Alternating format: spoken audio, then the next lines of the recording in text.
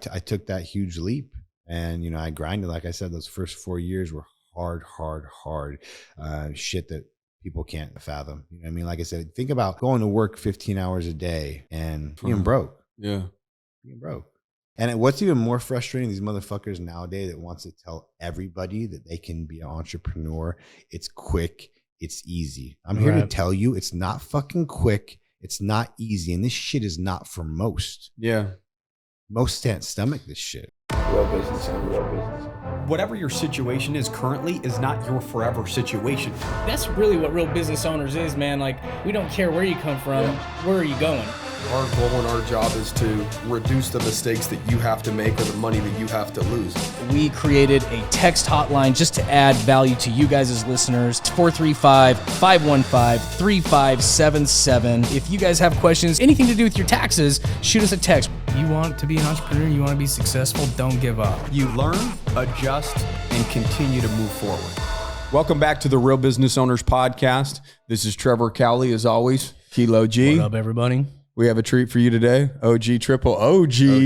Big Brian tree, big tree. Big tree? Big tree or OG? Both. Both? Yeah. How'd you like that breath work this morning? It was really good. It was Really the good. third time I did it. It was really good. Was that the best experience that you had during breath work? It wasn't the best. No? It was amazing. She was amazing. Yeah. It wasn't the best because I needed to piss like a motherfucker. Oh. And that kind of ruined the experience because I was like half in it and half like, You're like, my mind dude, was on the when is piss. it over? I But need she to go did to the really- That was the bathroom. problem. She's I should have amazing. gone, but Yeah. I didn't want to leave in the middle of it because I was vibing. And so I was like, I'm just going to stay. Yeah. So it wasn't her, it was me. Yeah, no doubt. bladder. I got pretty deep today. No, it was good. It was good. Like, bro. literally, my hands mine were was doing that. Mine this, was and I was doing like, that. Yeah. I was like It going to was try and really uncramp good. him, and I was like, fuck, It was I'll just really stay good. in Dude, I in the love flow. that. It's amazing. I love I've been that. trying to get more spiritual as I grow. And that's Dude, I one could thing. tell. Yeah, I could tell too. You know, that's why you're getting into the microdosing and shit like chocolates and that. that You all make ties those, into what it. are the microchips or something like that? Dude, I've seen you be posting They're about that. really Is good. that your company then when you were talking about? Okay, cool. I feel like that's the next. It's like Talk cannabis about was that 10 real years quick. ago. Yeah. Well, it's something that comes from the earth. And Yeah. It helps with so many things that pharmaceuticals. I don't like fuck with pharmaceuticals. Yeah. That shit is just bad for you. And it's like it masks the problem to create another problem. For so sure. if anything's from the earth, Even the energy that it was created with is greed and That's it. pharmacy. Yeah. It's just like negative. The whole thing about it. Right? Exactly. So as far as about a year ago, I started hearing about microdosing from a lot of high level successful people. Yeah. Sometimes it takes that to be more And open-minded, I'm just like, right? and I've always been open-minded. Yeah. I'm always open-minded. That's just who I am. And I'm like, what is this? And I do my own research on everything. So I started to look into it and just all the benefits. Like it's a huge list of benefits that really everybody can get. What's the benefit negative? from. There's no negative. The only negative is you worrying about what your neighbor thinks of you. That's it, right? Or the only negative is that it's against the law. Because with whatever, anything, right? like with anything like cannabis, everyone has their preconceived notion of Sure. it, and they think of hippies tripping, and We like, all have our bias towards things based upon we Everything. grew up and the programming that was given to us. This is bad. If you do that, you label them as this. They're a 100%. hippie or whatever, 100%. or they're crazy. Yeah. They take drugs or drugs, whatever they're it is. drugs, Like it's they're drugs, really, and drugs? and look. It's just it's a tool, just like they say the hammer can build the house, but it also could tear it down. Dude, if you're using things the way that they shouldn't be used in a certain manner, it can be negative. Guess what? If you drink 30 glasses of wine, it could be negative. But maybe if you have one, you have a wonderful night or whatever, right? Cheeseburgers, anything, anything. Yeah. Exactly. It is cool that you're ahead of the curve though, because last year I bought this big old bag of chocolates, which was psilocybin, from a buddy in Utah, but he got it from a gal down here, and she's like, "Hey, I built a cannabis company with edibles before it was legal." Sold it for 9 figures when it was legal, and now I'm doing it with psilocybin. She's like, literally, like, I already know that's California, Oregon, all of them are going to legalize it. And she's like, why wouldn't I be ahead of the curve? And so are you, dude. You're right here ahead of the curve. And I started taking it myself. I never try to do anything that I don't do myself as far as pushing or anything like that. And I love it, man. I do it every day. And people that have been using it, high level people, a lot of people in our groups and stuff like that, they love it. And they get benefits from it. I hear about it. So all the time. what have been some of the benefits? Like, For when you, for like me, you 'cause personally, the you can biggest talk from thing a lot of experience. people use it for is like depression, anxiety stuff. I personally don't deal with that stuff as much. So I use it more for like focus, clarity, stuff like that. Creativity. Is it really helps with for me. Cool. And focus for me, because I'm all over the place. Is it perspective? Perspective. Yes, that's a good one. You know what I mean? It kind of, I think that's a problem that we all face as human beings, is we have a perspective problem because we're so close to our problems. 100%. And then we create this own stress and this own chaos for ourselves in our body, when in reality, you're just this close to the problem and you don't have real perspective. And when you elevate self and you think about a bigger picture, the universe, God, family, this, that problem, when you back up, it gets smaller and smaller, 100%. Just like the city gets smaller and smaller as you're taking off on an airplane, right? And so how can you get perspective? Some people... It helps with that big time. Just like somebody outside perspective in. They may tell you something you knew already or just say it in a different way, and like you're close to it, you don't realize it, but this almost gives you your own internal outside perspective. That makes sense. Instead of having someone do it, it helps you do that yourself. Right. Right? No, that's super cool. So, let's talk a little bit about what you've done business-wise, some of your past, your come up. You know, we heard your story today. You showed up for us. You showed up for the group, dude. You fucking crushed. No doubt. Oh, dude, the entire room hijacked your time because you got them all fired up. So everybody's like, I gotta say something. Like, Brian just spoke at our event, you guys, and like he just brought the heat, you know, and so the entire room was like literally hijacking it from you, but it was awesome, dude. Yeah. And that's when it gets fun. Is when unexpected shit happens, and then the room just comes together, and now we're all speaking together rather than one person speaking to. That's what's amazing about you guys and your group. Like I said, I've been a part of many groups. I've spoken to groups. I've seen different groups, and what you guys got going on is special because of you guys. The leaders. You know, everything rolls downhill. So I don't know if we could take full credit for that, but you know, who the fuck else would take credit for that? Corey's done a good job. Corey's our right hand man, dude. Awesome. And you know, we went through applications with him and stuff, and there were some people we'd read and we're like, well, we know this person. We don't feel as though that they have the right intentions. They're more takers than givers, right? If you surround yourself with a bunch of givers, you never have to worry about anything, because if you're giving, somebody else is giving, and it's going to come full circle. Somebody's got your back. And I love that you guys actually. And so we legit I feel like a lot of groups got say that rid of that's their applications. Marketing and sales tactic, no, that was legitimate. Like, no, and it shows. This is a taker, and if you're playing the long game, you won't shortcut. You're not going to compromise, because there's more money quick if you just if you compromise. You might you accept everybody. And you end up you get now, but you're compromising exactly what you're really trying to accomplish. That's with anything. Exactly. Well, we didn't do this because we needed money. For sure. You know what I mean? Our business you guys are killing have problems, but they do fine financially. For so sure, we didn't need money. For sure. Yeah, I mean, every business has problems. So if you got money coming in from a business, that means you got problems that you're actively solving constantly. It's just a new one. But it's just a new one, right? Like I said, I appreciate you guys. I've known you guys for a long time. And you guys have always been the same as far as genuinely who you are. Appreciate that. That's the way we got to be. Appreciate that. And that group, I'm a good sense of vibes and character, especially now. With what I'm trying to grow as a person spiritually, and ever since I was right in front of all those people, shook their hand, looked in their eyes. I'm like, good humans. Just good humans, bro. It's just been awesome to watch them like even connect like behind the scenes. Like they don't need us. You know, we facilitate a room, but the group is never about the person that facilitates it. It's about the group. The group is what makes a group special. Right. And so that's what was so special about the Arete Syndicate when we were in it. It was just, especially that first year. I was in the very, very first year. That was crazy. I miss it. I miss it. And that's why we're trying to cultivate something new and different, but the same thing, right? Even just because your guys' personality, it's even more of a connection than that was. Because just the way, even in that room with the speakers and the way, even how I felt speaking, just with everyone contributing, with you even hopping and contributing, like, isn't that what it's about? But that's what it's not about for a lot of people. A lot of people, it's about the me show. Let's make some money.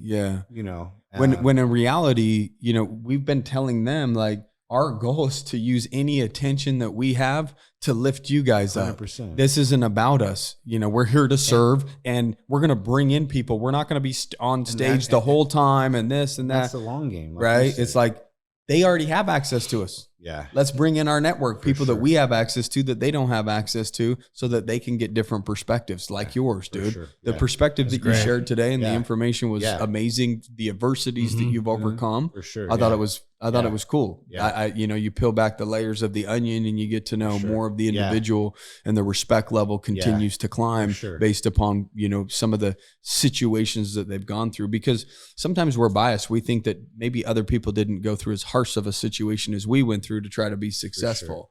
Right. But to hear your grind over that first 4 or 5 years to become the overnight success, if you will share that a little bit, touch on that. I mean, you want me to start from what part? I mean, I can go from anywhere. I don't want to. No, basically, you transitioning from an individual to a side hustle. You were making good money, for sure, but it just wasn't the thing that you knew you wanted to do. So you started converting your energy and your time and your focus. Yeah. And then when you went all in, it didn't happen overnight for you. And I love that you didn't sell out on your dream, on your commitment. Multiple times. Yeah, when it got hard. I've always been a hustler. I've always been in sales. I've always exceeded every single job I had. At 15 and a half years old, I started a commission sales job. I was selling lawnmowers and tractors at Sears. Oh, that's cool. With a little red vest. And I'm Persian, so we come out of the womb selling, hustling. It's really my blood. That's true. And that's honestly, I miss face-to-face sales. I miss that shit, overcoming objections, that kind of shit. I actually miss that shit. But I started that job, and I was working with, there was guys that were 50, 60 years old, making $150K a year, selling lawnmowers and tractors. Oh, wow. They throw me in. I didn't know that was a game like that where you can make 6 figures at Sears. Any sales game. Yeah. Commission sales job. If you're the it's up to you, I guess, at that point. Yeah. And I started out selling these guys, and it was like, that was where I got in my blood, like my effort, my personality, what I put in, you get out, right? And that's where it started right then, in my first job ever. And then I continued on the sales became real. It became real. I love it. And fitness was my passion. Like I told you guys, I started at a young age, taught myself. I was a fat kid, made fun of all the time for my weight. I felt that pain. I changed that with my own 2 hands. Back then. That's a good point. If it is painful, then change it. Yeah. Me at 13, just in general, 13 years old, I had no help. There was no internet. There was no social media. There was no online trainers. I picked up. Mom loves you how you are. You know. I picked up. I wanted to get girls. Yeah. I wanted to be a professional bodybuilder. I picked up an 800-page book, and this is what you guys listening to this. I mean, I'm a dumbass and I'm not good at a lot of things, but I picked up an 800-page book at 13 years old and read it front to back and taught myself how to work out. You guys can't do it with all the tools that are available. Social media, everything. With YouTube. You could literally YouTube podcasts, how to whatever. And you can't do it, but back in the Stone Ages, when I was 13, I'm 40 now, so do the math. Don't ask me to do the math. But it was a pretty long time ago. It was a totally different world. Yeah. I did that, taught myself how to work out, got in shape. I said, this is my jam. The way I feel now, the confidence, what I went from no attention, everyone making fun of me, to I walk in a room with confidence. Like you said, standing here, my shoulders out. I'm a fucking man. I'm an alpha. I have a lot other sides. The mic has to go below him. He's an alpha. I had it on the ground between my legs. He said, that's not acceptable for this podcast. So I said, I'll bring it up. The mic was above his mouth. He said, not happening. Bring this bitch down. And I said, I see you, dog. You got to be dominant at everything. Huh? But I help people change their lives. I 24-hour fitness. I got hired at 18 years old, started breaking company records. I was this 18-year-old kid selling $40,000 in personal training in 1 month. I used to love that. I used to blow people's mind. I used to fucking break down their goals, break down what they want. You can barely read my handwriting. It's horrible. I used to write your goals this times a week, break it down, $5,000, boom. How do you want to pay for that? Just shut up. Yeah. Just shut up. And they used to blow their mind. I'm like, this shit's not rocket science, man. Put the offer in front of them. See if they take it. Ask for it. If not, then why not? What works? Why not? $5,000 doesn't work. How about we do this? How about just $2,000? Yeah. So, you know what I mean? They'll tell you what doesn't work about the equation. And I started breaking records, and I changed people's lives. People losing 200 pounds, crying, telling me their life's changed. They beat diabetes. And, that's a fulfilling thing when coming from someone where I came from, like, that's where my passion for fitness, and it still does. In fitness, like I talked to the you group, just understand its power and what it has the ability to do if you actually utilize it in a proper manner. You know, you're doing 2 days. I see you, man. I've told you, I'm fucking proud of you. Thank you. This is the hardest you've gone, and you're showing it. Yeah. Like we talked about, posting it. You don't have to do it. You're not doing it for the attention, but you're doing it because motherfuckers need to know. Like, that's why I post the stairs twice a day. Same thing. Like, I'm here, motherfucker. And then guess what? Yep. You have people posting stairs when they get on stairs. 100%. And then they walk by stairs and they're like, Brian, yeah. fuck, maybe I should get on them. Just like I get tagged in fucking people putting their shopping carts 10 times a day. I exactly. reposted one a day. Exactly. I reposted one a day. I don't think people understand how powerful their example truly is. They just don't believe if you just do, other people's, they'll do as well. They just need somebody to do first to say, oh, well, I've known that dude for a long time and I knew him when he really wasn't shit. Yeah. And so he's putting in the work now and that's the result. Yeah. You know what I mean? Yeah. And it's literally that simple is people just don't want to put in the work consistently. Somewhere along the line, we got inspired. Yeah. Right? Yes. No one rescued us. Yeah. Yeah. Our job is not to go rescue people. No. And that was actually some thoughts I had in breathwork today. I was like, our jobs are not to rescue. Our jobs are to inspire by leaving and by living and leading lives that do inspire other people so that they now we're passing the torch, right? Yeah. We're like, hey, you know, someone inspired us. They didn't rescue us. We did the work because we were inspired. We got the results. Now we're doing it. Now we're just showing the results, which is inspiring people. And I see you guys do that all the time, man. Like, I love watching your stories. And as long as you realize that, like, even with your boy and your family, right? Yeah. Being an example in that aspect tell your too. parents, how you know what I lead mean? in your community. Like you could tell what's important to an individual 100%. just by, you make that very apparent. And I try to share, I share a good amount. I'm pretty good at it. I'm active with it. I'm consistent with it. Yeah, like we told them. But even what I do share is such a small portion. Yeah. People see that and they're like, oh my God, you share everything. I'm like, that's nothing what I really do. It may be a lot to you. 15-second blip. Yes, it may be a lot to you, but really what goes into my day. Yeah. But you think that's a lot. That's nothing. Yeah. You know what I mean? Yeah. But to go back to my story, I would get into fitness. I left it to get in the mortgage industry because all my friends, they're just it hey, was money's booming. here. The money's booming. here. Yeah, Come here. And they left it. They were making 7 figures back when it was booming in 2005, 6, 7. Yeah, well, they were setting their own interest rates for sure. Everyone doing just the crazy to get higher shit, commissions for sure. Yeah. I fought that. I didn't want to leave my passion. I love training. I wasn't making much money, but I'm like, I don't want to do that. I have no interest in mortgages. I hate numbers. I hate all that shit. Right. But I'm like, these guys are half the salespeople I am. They're making and this if they're kind of doing money. that, I'm like, I need to jump in there. So I told you guys, left my passion for money. Something you never want to do because it's never a good result. So you buttoned up and went to work. Started doing mortgages. Behind the desk. Made $100,000 my first month. Never seen or touched money like that, especially, $100,000. There's you're self-employed. It's just, you get $100,000. Right. There's no taxes taken out. Yeah. They don't want to talk even about that. Like taxes. I'm like, what are taxes? Fuck this. I got $100,000. I usually get a refund. I'll be fine. Yeah. I was. You don't know till you know. Yeah. I was 26 years old. Never seen money like that. I come from very middle class, very, very, my dad is very like, played everything safe. My dad taught me just consistency and work ethic. Because my dad came to this country with nothing. Barely knew this language, and he created a great life. His house is paid for. He made multiple 6 figures, sales, Persian salesman. My dad's full Persian salesman, but very, very closed-minded thinking. You got to go to school, save,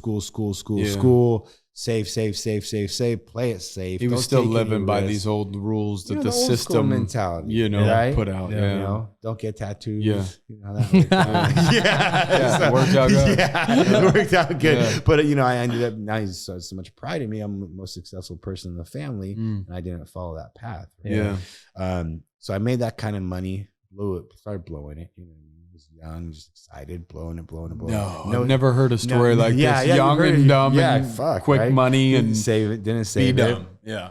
And then I told you I lost everything. The mortgage, I was gonna say, get in some trouble. Mortgage crash happened, and my heart wasn't in it. I hated it. I was just doing it for the money. So then when adversity hits, when you're following something for the money, the wrong reasons, if it gets tough, you're not going to fucking power through it. You're just like, I hate this shit, right? That's why when it's your passion, it gets tough. You're not quitting. Like, you're figuring it out because you love it. Even if you want to, you just can't. You still show up the next day. Yeah. Because it's a phase. once you've been in the game long enough, you know it's a phase.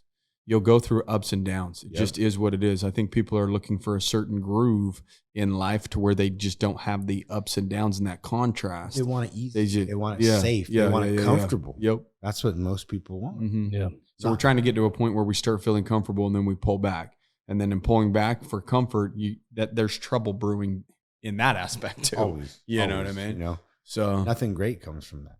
You know, great things come from being uncomfortable. Pressure, right? People can't handle pressure. I thrive under pressure. The more pressure I have, the more you perform. I come alive. Yeah. Which is not normal. We're not normal. Yeah. You guys aren't normal. You know that? No.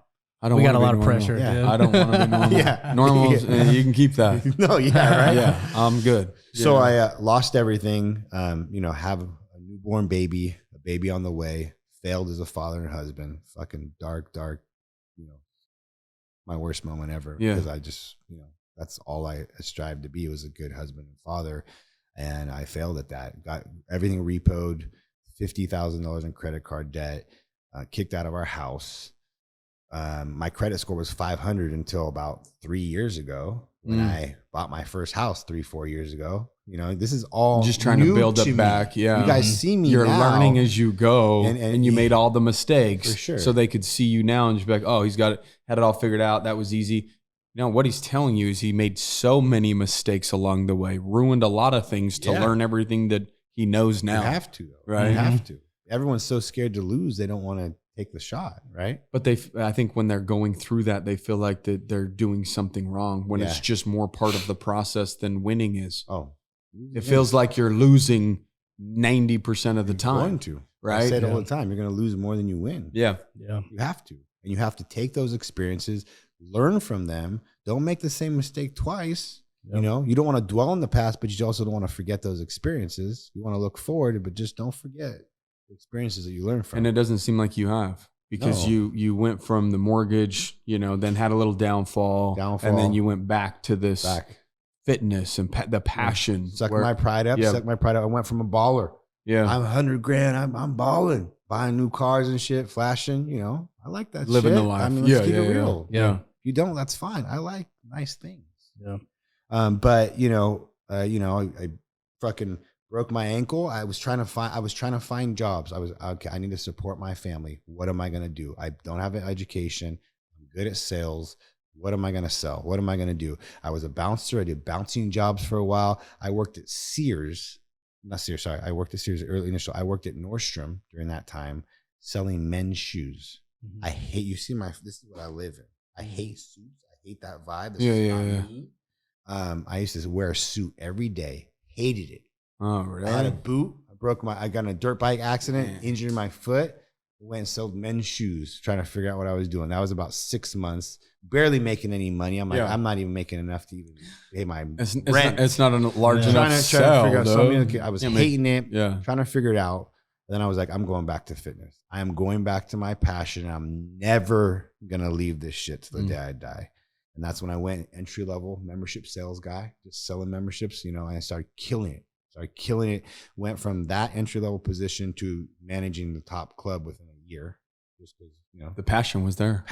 My work ethic. It was easy to do, and you would vibrate at a different frequency because it was your jam. Every job I did, even the jobs I hated, I always went above and beyond. I know, core values. But if you go above and beyond and it's your thing, that's when it starts getting dangerous. That's the magic. Right? That's the magic. So like you can make something work and be highly successful at anything by just because you sheer hustle, right? Doing whatever needs to be done, you'll do it. Showing up early, staying late, doing things most people don't do, right? But rose to that. Started making decent money, $150K a year, doing what I love, but still, like I told you guys earlier, never seeing my family, working 9 to 9, working weekends, still not driving the kind of cars I wanted to drive, not seeing my family. So I'm like, something's got to give, And that's when I came up with the idea with, I'm going to be an entrepreneur. I'm going to do something. I wanted to do something online, social media, low overhead, huge opportunity to scale, something I could sell to the whole world. Can make money when I'm sleeping. What can I do? What can I make money when I sleep? What can I scale? What can I advertise to the whole world from one spot? Work from my phone. What is that? Obviously, that's social media. That's e-commerce. That's something online. Yeah. I knew I wanted to do something high margins, low overhead so I can actually make money and make impact. 'Cause a lot of people get into business. And here's the thing.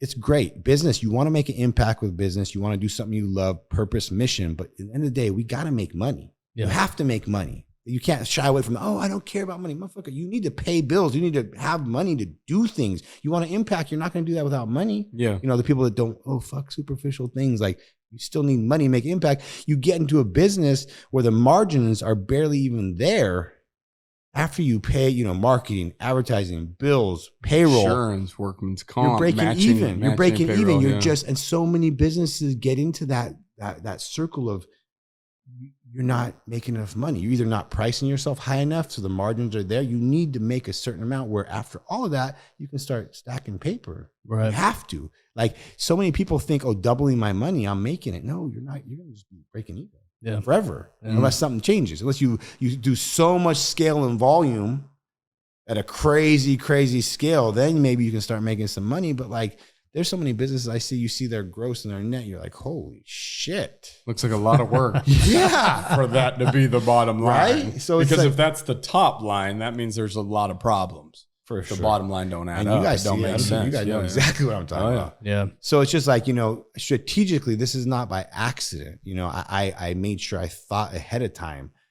All that thing I thought e-commerce, make money when I sleep. I wake up and I'm already plus $2,000 when I sleep. Like stuff like that. How can I cultivate something like that? Plus where the margins are so large where I can actually start having money to take vacations and impact, and pay my people well and make sure, you know, all that kind of stuff.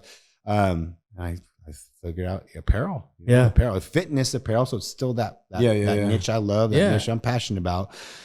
And I just created the name Until You Collapse. Like I said, the name is very strong, it's very bold. You see all these fitness brands and they either have weird names, you're like, can't even say the shit, or like, you know, some name that doesn't mean anything. This fucking name means something. Like I told you guys, Until You Collapse mindset and work ethic. It's not just fitness. Use that shit in every day of your life. Yeah. Business, fitness, mindset. Go till you collapse. Like go harder. Like, are you going, like, how hard are you going? You want to be successful. You want all these things, but you're fucking going at like 30%. You're skating through, like, you know, like in sports and anything, like we talked about, the greats, they go hard all the time with no waiver for years. And they're greats. Because the secret's in the compounding.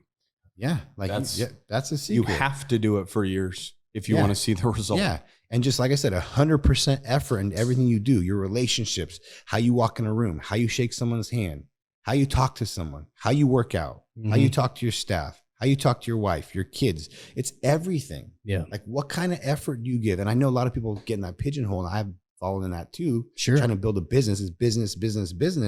But I think when you're first starting out, it kind of, I mean, it is what it is, dude. Like when you're trying to build something, for sure, there isn't balance. None. Like that, just like you have to know that. So if you're new to business, I don't believe balance can really exist because it needs so much of your time and energy and focus. And if you are married and you're going into business, then that partner needs to understand the type 100%. Of sacrifices that's going to be made, and making sure that you guys are both on board with that same sacrifice, because they're going to have to hold down the house in a whole different way in order for you to be able to perform and do what you actually really need to do. So the idea really is for it to be off balance and you're investing a ton of time, energy, and focus on this thing. And the idea is this thing eventually goes back and gives you freedom, more time to do whatever it is that you want to do with your time. 100%. And if you're choosing it to continue to show up in your office or at the job or whatever it is, then cool. But now it's by choice, not because you have to. 100%. Right? And so it's just, the balance can come back eventually when you buy back. Yeah. I think every high achiever struggles with balance. Just because I love the work. I love the grind. I truly do. So it's hard for me to. But you're constantly aware of it and reminding yourself of it because it's important to you. Yeah. You know what I love though, dude, is that you had to have something like till you collapse, right? It had to mean something for you 100%. To actually break through in that industry, because like you talked about, e-commerce is great. All the things you talked about, making money in your sleep, worldwide, all this stuff. But sounds cool. Dude, that industry is not easy to thrive in, bro. Everybody comes out with a clothing brand and they're like inspired, but they don't actually like have a brand that is like them, that actually means something, that's like a culture and a value system that a bunch of people can get behind. Yeah, and you have to have that to break through something that's like the apparel industry, something bro, because that is super apparel's hard, saturated, so like hard. you talked about. It's even hard for me. It's very, very hard.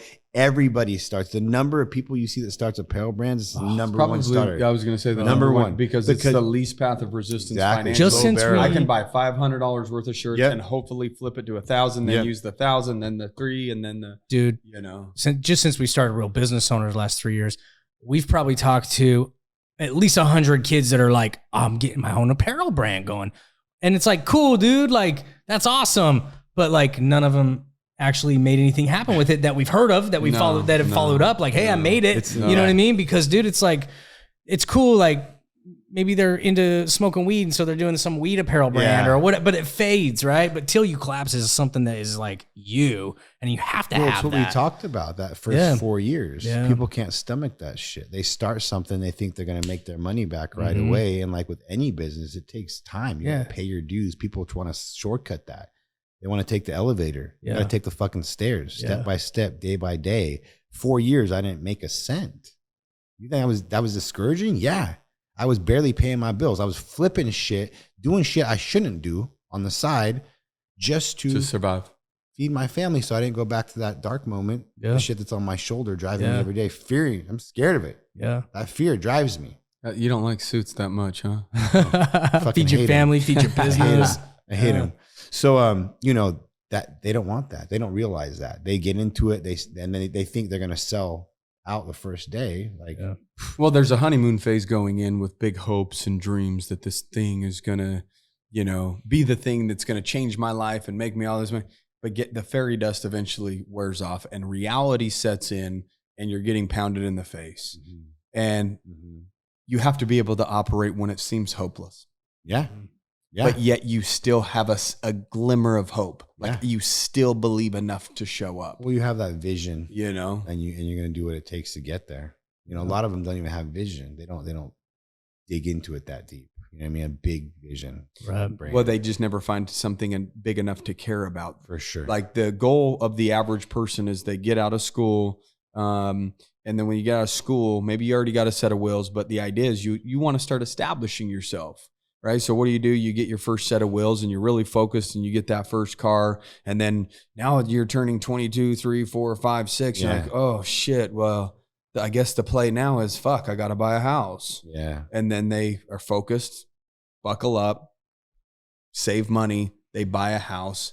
From there, there's no goals. There's no dreams. Now they're in maintenance mode of life. I will show up here every single day to pay for that and to pay for this. Bare minimum. And then it just happens over and over and over. But that same individual, when they were focused on getting that car or when they were focused on getting that house, they were able to save. They were able to do whatever they needed to do to make it happen. But the problem is what's after the house? Yeah. Nothing. What's the next goal? Yeah. They don't have one. So therefore, nothing. Yeah. Nothing happens. So then I burnt the candle at both ends, worked legitimate 18, 20-hour days, 7 to 7 at the gym, get at home, hour dinner with my family because I'm big on family time. Like one thing that I'm big on now is just being present. I used to try to spend more time and I wasn't really present, but as I grow, I'm really, really present with each one of my kids individually. 20 minutes, 30 minutes at night when I get home, give them focus, have in-depth conversation with them, let them know dad's there, talk to me, let's talk. I'm here, just me and you. With 4 kids, you can't really do, they need their individual focus. They're all so different. Yeah. I used to do the more time and I wasn't as focused, and now it's more just for quality. Well, one can drown the other one out, right? It's just chaotic at that point. But it's even like herding cats. Even back then, just family dinner. We have dinner as a family every night together. We talk. Like even back then, that was a big quality that we still have. And then, dad's going back to work, went back to the computer, 8, 9 p.m. till 1, 2 a.m. And that's, what were you doing? What were you doing in those phases where you were up way late at night? Like how were you moving the needle? Communicating with manufacturers. That's when they're up.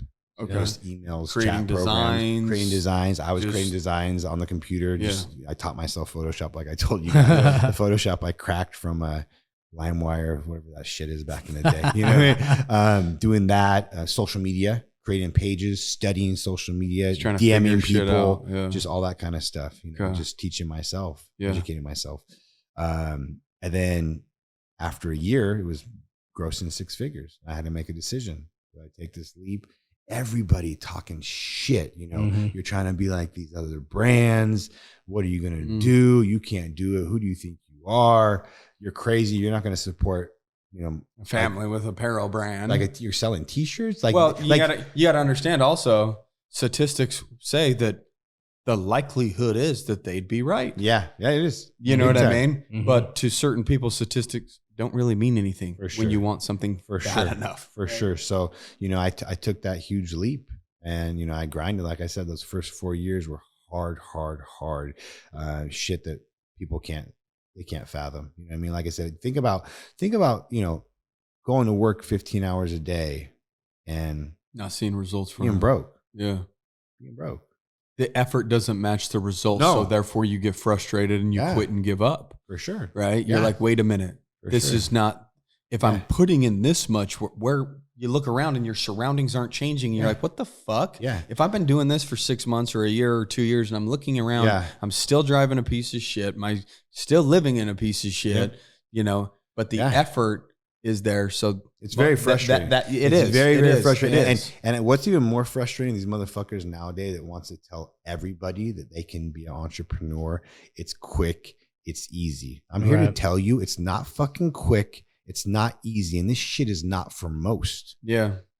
Most can't stomach this shit. There was one time I said to Coulter, I said, man, because I was at a low spot. I was like, I wouldn't wish entrepreneurship on my worst enemy, you know, or something like that. And he just started laughing. Yeah. Like, because that's how brutal of a battle it is. I mean, that's just all it is. And the real battle in entrepreneurship is you against yourself. That's it. Really, when it comes boiling down to all of it, you're in your way. Oh, right. You're just not doing the things that you know you need to do in order to get the result that you say that you want. But deep down, you're just not performing. You know it. Everybody fucking knows it to be true. You're just scared of actually showing up and doing the work. Yeah. It's fucking hard. Yeah. You know, if you want it bad enough, you'll go through that hard. So I grinded through those 4 or 5 years, doing everything I could to just put food on the table. And then had my worst year ever, 81 grand gross, supporting 5 people. Yeah. And then that sounds gross. It was gross, pretty gross. Yeah. And then I just doubled down. I said, I'm moving this shit out of our house. I got our first 900 square foot warehouse. You turned it and treated it like a real business. Real business. Not just that, but I totally revamped. We were selling a certain type of product, low price, certain look. I totally redesigned our brand. I almost reintroduced our brand. And this is all coming from a fucking, at that reinvented yourself. Reinvented myself. Yeah. I'm a 35-year-old fucking meathead. You know, selling leggings and women's fashion apparel. Something I have interest in it, but like fitness is my passion, not women's apparel. Just being honest. Yeah. Right. But I taught myself that shit. Google. I taught myself website design. I designed all of our websites. I was a videographer, photographer, marketer, everything. Yeah. The motherfuckers want to make excuses why they can't do it. Like I said, I'm not the sharpest tool in the shed. My 5 and 10-year-olds literally, no joke, spell and add more proficient than I do. And I own it. I'm never trying to be something I've seen my kids' homework, dude. I ain't about it. I'm being dead. My lady will help out. And you tell me you can't do it? You're making up excuses of why you can't do it? You don't want it bad enough. You don't want to do the work. Yeah. And we went from 80 grand to 1.1 million in like 6 months. And that's a lot of. What would you credit that to? Was it the reinvention? Margins, huge margins, no overhead, no cost. It's a lot of revenue profit right there. Was that when you reinvented yourself? Did you recommit to the business again at that point? Like, what was the shift? Did you figure out something in marketing, or was it more the design just started taking off? Like, so it was a combination. It was a combination of factors. I doubled down more on getting the culture, building that culture around the name and the brand, getting that message more getting out a community there. around. So I got the community, doubled down on the educating, community. I guess, more so what the brand represents. Educating and then they can say, I identify with that. Like, I love that. So there's that. Then you get the support. There was a total different, I doubled our price. It was a higher quality product, a totally different look product. The brand totally, our website was total new. And then I doubled down on marketing as far as. So when you adjusted the look, you adjusted the price. That makes sense. Which adjusts the client, because now you're selling to a client that's going to rebuy it. It's not just some throwaway, 100%. some throwaway shirt. It's the cheapest thing that they could find. 100%. When you're creating a standard, part of the standard needs to be raising your price so that people understand that you have a standard. 100%. You know, and then at that 100%. point you start getting the respect that you've been desiring the whole time. But initially you went into business and you were scared of pricing it that high because 100%. you just wanted business. Well, I was thinking from my yes, yeah, that- like that you're mindset, exactly that- poverty or broke, or you know, what can I still sell it for as low as I can, but and still lot make a of little people bit do of that. money. A lot of people A do that. lot of They people think of, do they that. think of what how they would buy something. Yeah, that's too expensive. Yeah, maybe for you.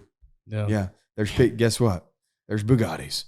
Yeah. You know. Yeah. Bugatti Yeah. doesn't give a shit Yeah. if I buy one. For sure. There's other I mean, people. a lot of people I've even you know. coached. That's Yeah. one of the things they discredit themselves. And I'm like, you need to stop that. You need to just try this for me. Yeah. You know, raise your price, market it this way. And they're like, I'm actually selling more at a higher price. Yeah. Imagine that. Yeah. Right? People Imagine think, that. people think that, I mean, I'll use millionaires for an example. They just think that this millionaire is like such an elusive thing because they don't know any millionaires at this point in their life, right? Or high income earners. And so they just kind of stay in that level of like they're marketing to who they think that they, you know, relate with, which is like this big cool, they have an but they internal don't bias. realize how big that bucket is of people that are high income earners and people that are driven or millionaires, you know, like if you're a guy getting in the financial game, if you're a guy selling apparel, it's like, if your customer is a higher end customer, guess what? There are millions of those people out there that big, maybe not as many as there are low income earners, but there is still a shit ton of them, right? And I never realized that because I grew up poor. You grew up poor. Yeah. Like a millionaire was like this elusive thing. Like you don't picture yourself selling to high income earners or millionaires because you don't think there's that many of them because you didn't know any growing up. But dude, there's a shit ton of them. is. Now that we've all broke through, broke through, we've become millionaires. We've been in these groups. We've been in these environments. We're like, there's a fucking lot of we're us. around more millionaires than Bro. Not. And I'm the guy, bro. By when you're making a choice of being in an environment, you're being around those type of people. I don't even go to the store, dude. I see an Instagram ad and I'm like, I like that shirt, I buy it. Yeah. You know what I mean? I'm like, I didn't know those people existed until I became one. I'm like, who buys this shit? I go to the store and get 4 Kirkland shirts for the price of this one I gotta go shirt. to Payless. Payless doesn't run ads. Please don't tell me you work Kirkland. No. Thank God. No, but I know people who do. I wouldn't give a fuck. No, not that. I wouldn't, just don't like Kirkland. Oh, you don't? Not a big fan? After COVID. I mean, I like to use flap shirts. Well, duh. Do you? Is that See, I would all buy you that wear? on Instagram. Is that all you wear? Literally. Is just only your Pretty own much. brand? That's my uniform day in and day out. Yeah. When I go out, no, because I don't really have Jesse. But Just like on a Jesse. But it like looks a quality, normal dude. day That's to what I would buy. day, That's it. Just Yeah. attire. You're rocking your own 100%. shit. Just being your own 100%. billboard. Have to be. Oh, Since I day love that. one. Since day one. Wow. So, had that great breakthrough moment. And then that's when I invested in myself. At that point, I had never done any kind of investing in Self-help myself. stuff, self-improvement, whatever you Zero. want to call it. Yeah. Zero. So I'm there.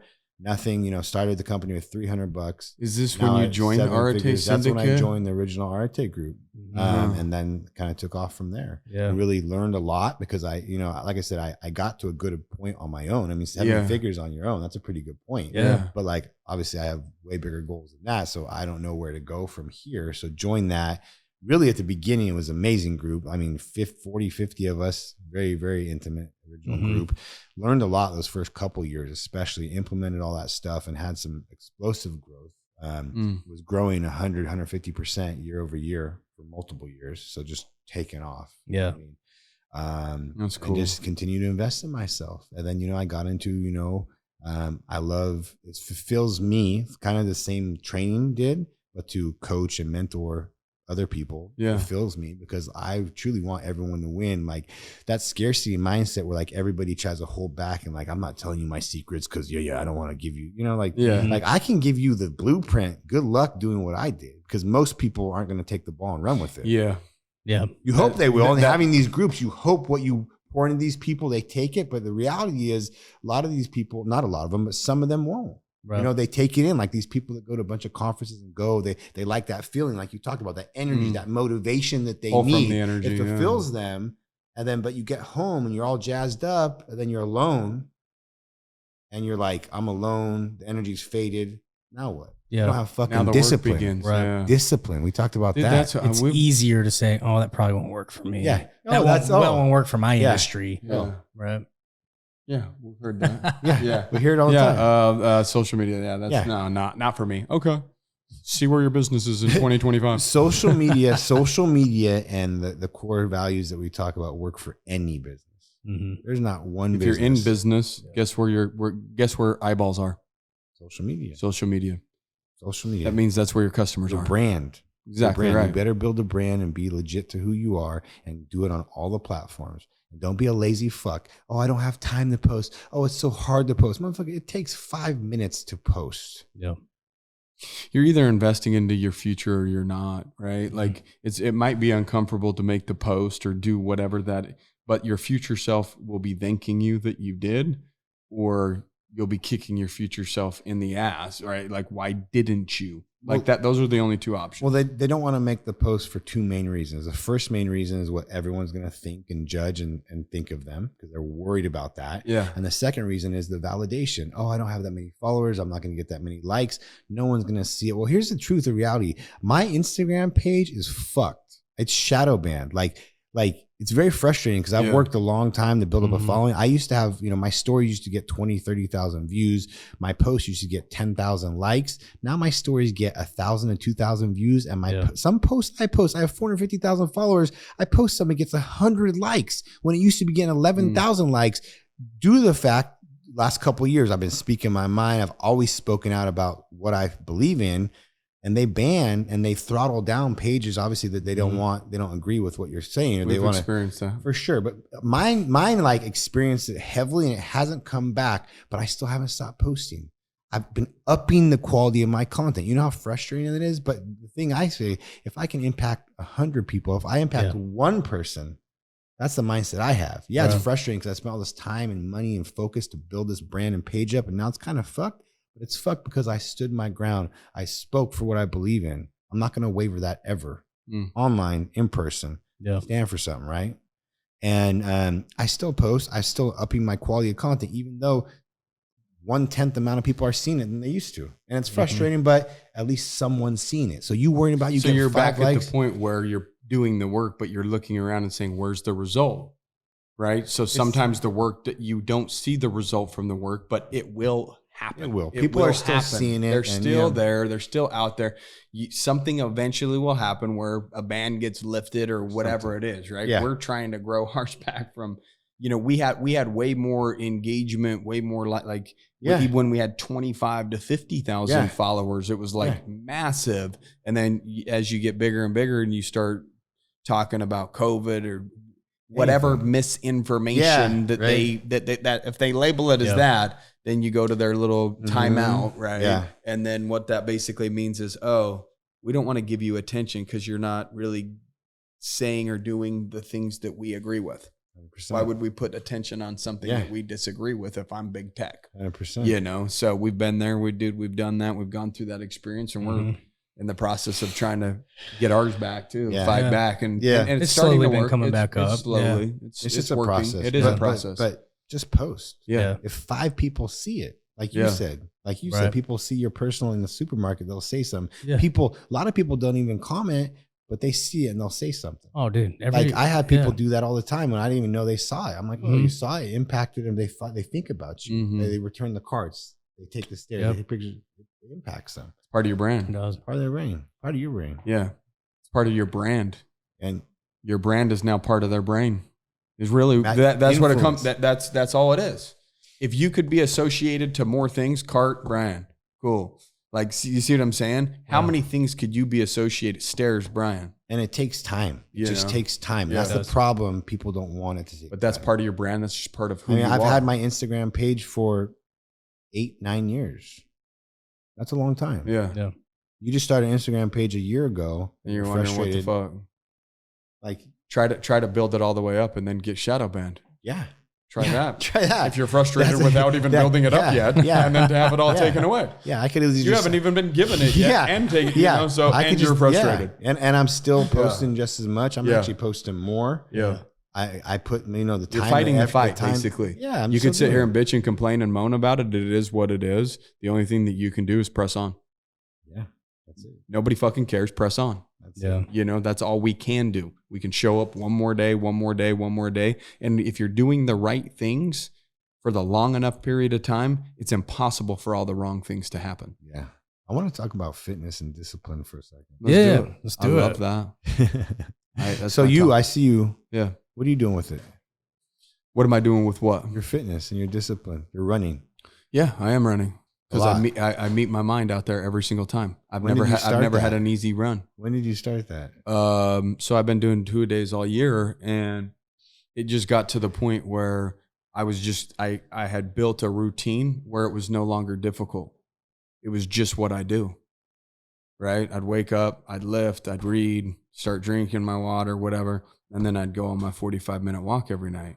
And then it got about 5.5 months in, and I'm just like, wasn't the whole point of doing this is to evolve and grow? If it's no longer difficult, then I'm now no longer growing or evolving. Mm-hmm. So what can I do to turn it up a notch and get uncomfortable again? Right. And running is very uncomfortable. Oh yeah, it is. Yeah. So I've made it a priority to try to figure out what it feels like to be in a very small percentile in terms of discipline. Yeah. Because if they're doing it with purpose and a reason. There's something on the other side of that they're touching and feeling that I want to know about. Right. So I just want to have that experience. So I said, I'm just going to do 2-a-days all year. It got to the point where it was just who I am. It was part of my routine. It wasn't difficult anymore. So I decided, what's more difficult than running long distances? I don't fucking know. Yeah. So let's run 10 miles, 20 miles, 30 miles. I'm running 30 miles in like 3 days with homie. He's coming up from Vegas, Danny Blue. And it's just, I'm friends it's just Danny. on, I noticed he started running. I took him running at Ryan's event, MDM. Yeah. And now he's running circles around me. Dude, it's awesome. He's looking good too. Yeah, he looks amazing. Last time I saw him was a couple years ago. He's a cool dude. Yeah. Love it. Super soft-spoken personality, super nice guy. Super nice. And he looks great. I saw him. I'm like, I'm proud of you running, dude. I know when I saw him a couple years ago, he wasn't really doing much. Yeah, no, he's evolved a lot, but he evolved through overcoming a lot of shit. Oh yeah, going through his shit, and then evolving into a better person. Really, the shit either buries you or you evolve, right? And so when you see him now, that's just a product of him going through what he had to go through and learn what he had to learn to evolve into who he is today, which is a better version of self. It's just when you're at a peak physical state, when you really push yourself and you're disciplined with your nutrition, you're disciplined with your fitness and your workouts, and you get to a place where you're healthy and you look good and you feel good and you take your shirt off and you're like, fuck, I have pride in this because I worked for this. Nobody can take that from you. And that's what I love about fitness. With entrepreneurship and business, people can lie, they can fake. There's no validating anything. Yeah. You can't validate this shit in your shirt. Yeah. There's validating that. You can't see it. You can't fake 20 miles either. No. Mm-hmm. And you've got to there's nothing anyone can say. They can't discredit you suffering in your nutrition. You suffering. It's obvious. And that's why I love it. And the mindset and the confidence that comes from that, you take that into every facet of your life and it makes you superhuman.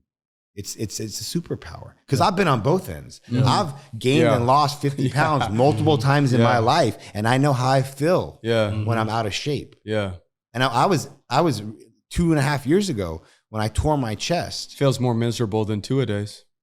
More miserable. Yep. I'll take 3-a-days. Yeah, and I was making more money than ever in my life, and I was the most miserable, most out of shape. It was a combination of comfortable because hey, I'm making money. Yeah, I'm eating good. I'm too busy. You're enjoying the fruits of your labor. I'm busier than ever, bit. so I don't have time for my fitness. And then I had an injury that I strung along too long because it fucked me mentally and physically. A major injury that I strung along too long, And then I saw a picture of myself. I said, what the fuck? I said, I've always been the example. I've competed. Why is it always a it's picture? It's the picture. Because you don't realize it. You don't realize it. It's always the picture. Because you see yourself in the mirror, you're like, I look all right. And then you see a picture, you're like, who's that fat motherfucker? I go back to when I was a kid. You know what I mean? And I'm like, I'm not. Am I representing until you collapse? Because I need to be a representation of this brand. So I said, fuck that. The billboard got bigger. The billboard got bigger. And I never look back. And I'm at a place right now, mentally and physically, that I've never been in my life at 40 years old. I will never go back. Yeah. No matter what. It's a non-negotiable. And it's just progressive. We're all growing. Guess what? We're all progressive. Everybody will go through yo-yos. 100%. Right? The yo-yo phases until they finally get sick of going through it and seeing the pattern and saying, you know what, fuck it. Instead of doing this, that, the other in little slivers, I'm just going to find something that I can do every fucking day and make it a part of my thing. Cause it's almost easier that way than sitting there stressing about that shit. And challenging yourself. I feel like my age has really helped me get to that place too. Cause I have pride in looking the way I look at my age. The older you get, more people have more excuses. I'm How old are you? I'm 40. 40. You know, I'm old. All that. How old are you guys? I turned 40 in January. In January. I just turned 38. A couple months ago. You guys are right there. Yeah. You know what I mean? We're getting up there. It's just discipline and doing shit that you don't want to do when you don't want to do it every day. Doing shit you hate every day. It can't be that easy. Like when no one's watching. That's the problem. I know, but that's what people will say. It can't be that easy. That's the problem. When no one's watching, when they know no one's watching, is when they make those little compromises with themselves in their head this is real talk. What I've done, because I do the stairs. I have stairs in my garage. The real stairs. Yeah. I do them at 5 a.m. when I wake up, and then I do them at 10, 11 p.m. whenever I'm getting ready before bed, twice a day. And then I do weights in the middle of the day. This is every day, Monday through Sunday. No, there's no compromise. And this is how, I struggle with it still. Yeah. And I do them in the dark, like Batman. I have a pitch black garage. Imagine me in a pitch black garage like a freak on the stairs. It's actually peaceful for me. It's like darkness and I'm working. It just kind of clears my mind. Yeah. It's a kind of weird thing. Feels good. It feels really good. Yeah.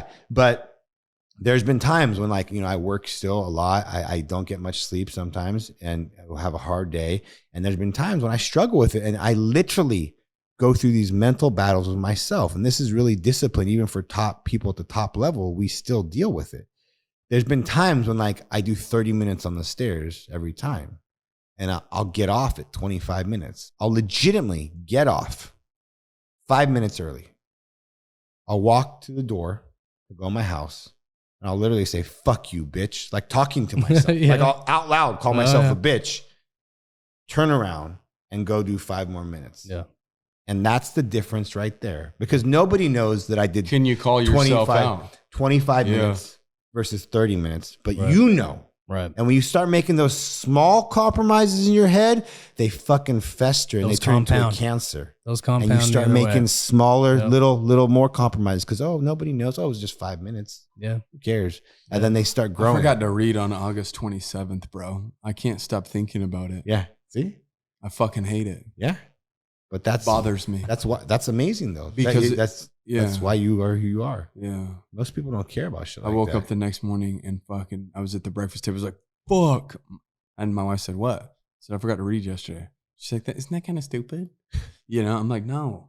It was a commitment that I made to myself. Were you doing 75 hard? What were you doing? Or just you committed yourself to do it? I started the year with 75 hard. Yeah. And then I decided to go to 100 days. So I went to 100 days. And then after that, I wasn't doing like the pictures or following a certain meal plan because if I dipped too much weight, because I was running a lot at that point. And I'm like, I need calories in. Like I'm just going to listen to my body. That's cool. And if the weight drops below where I want it, I need sustenance, right? 100%. So I'll have cheat meals or whatever I need in order to have the fuel to perform, right?